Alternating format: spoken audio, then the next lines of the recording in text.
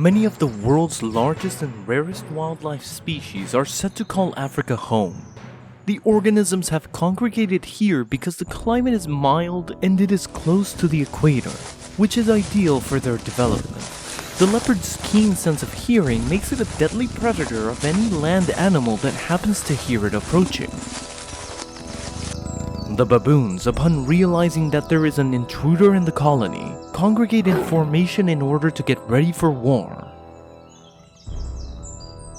To distract, the predator decides to climb a tree to wait and see what the baboons will do next.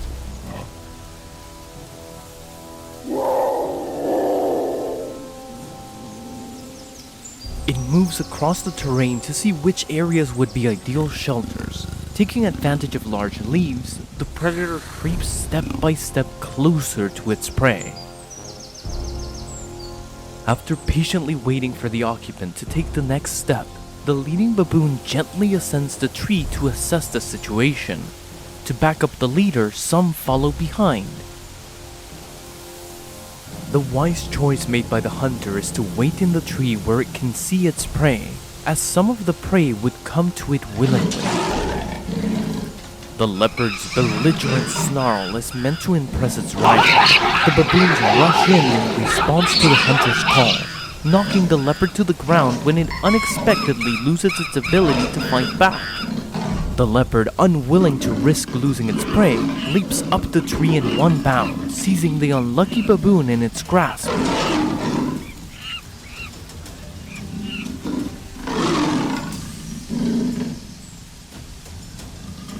The baboons feel too much compassion for their fallen comrade to pursue the predator, so they freeze in fear and watch helplessly as it is devoured. After seeing her baby killed, a mother baboon becomes enraged and rallies the rest of the troop to exact revenge. The baboons rush in as one overwhelming force, attacking the leopard from all sides so that it has no choice but to flee. Not satisfied with the meal, it continues to stalk new prey. Seeing prey eating grass at a very close distance, quick as a flash, the hunter descends from the tree and launches an ambush. The herd of the antelope sees the movement and scatters, but a young antelope is not yet fully developed enough to outrun the rascal and gets eaten.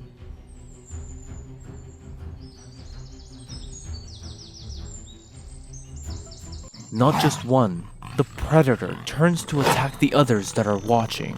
With the advantage of speed, the leopard easily captures its prey with a precise pounce.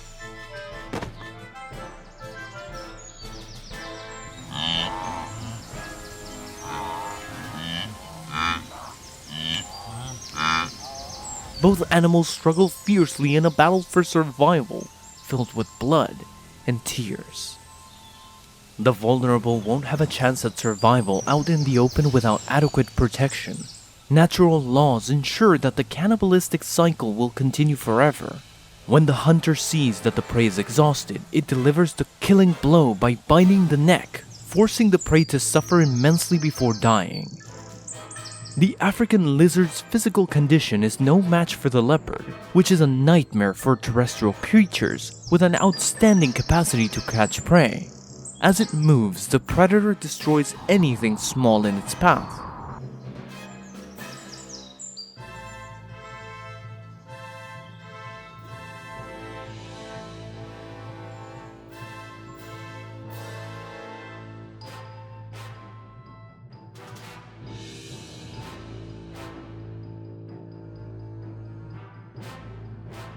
The leopard may be the king of speed and violence, but it has its own natural foes. While both creatures are well known for their speed in the community, their constant competition for resources makes coexisting challenging.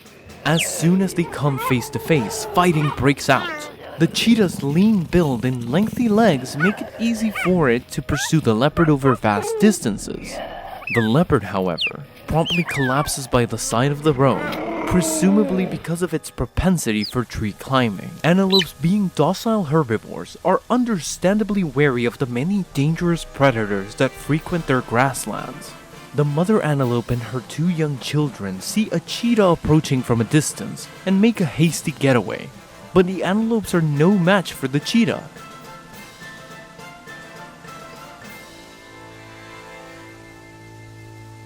The young antelope can be taken in a single swift movement if the predator attacks from behind. The mother antelope is too preoccupied with her running to notice that her young have been devoured. The lion, lured by the scent of blood, plans to steal the entire feast from its owner. The leopard shows no signs of agony as the predator tears at its tummy with its claws and howls in rage.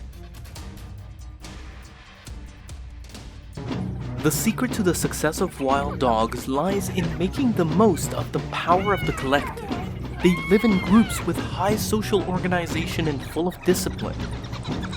The pack of wild dogs purposely sets up a trap in order to put pressure on the wild buffalo mother and her young, with the goal of rendering them defenseless. It would appear that the opportunity has presented itself to the wild dogs because they have noticed that the mother lion and her cub are foraging for food on their own. The pack of wild dogs swiftly rushes to the mother lion and her cub without any hesitation. In order to protect her cub, the mother lion had to resist and fight violently against the wild dogs. Honey badgers are invading the territory of wild dogs, and when they do so, they interrupt their repose in order to launch attacks on the wild dogs in order to steal their food. Two honey badgers make an aggressive move towards the wild dogs and threaten them, but the scenario is not particularly favorable, and the honey badgers eventually go to hunt for other prey. In a hurry to find food, the honey badger does not want to encounter the lion. The honey badger turns away. The honey badger ventures forth fearlessly in the quest for hedgehogs to prey upon. Even though it is aware of the danger posed by the quills, the honey badger nonetheless rushes in. However, when the hedgehog displays its spiky back to threaten, the honey badger admires it and runs away. This time, the honey badger grabs a hold of a turtle and using its teeth locates the turtle's vulnerable spot and rips a portion of meat off of it.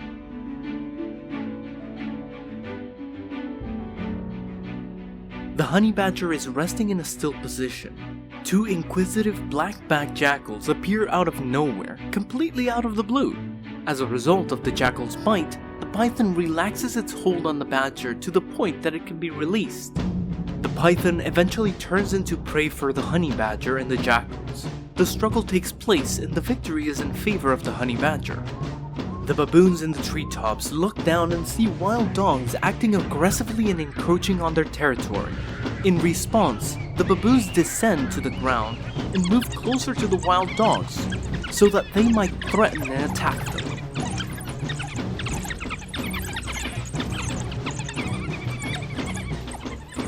The baboons cause the wild dogs to flee, and the wild dogs are unable to risk allowing the baboons to valiantly respond in such a manner, since it would cost them too much. They start working together in order to exact retribution. At this point, it is safe to say that the baboons are a component of the wild dog population matrix. Additionally, there is little room for evasion. The strategy employed by the wild dogs proves to be effective, as the baboons swiftly submit to their assault. When wild dogs tear baboons apart to devour them, it must be such a heartbreaking experience for the animals. Not only hunting on land, they are also the ultimate silent killer underwater. From the water as horses pass,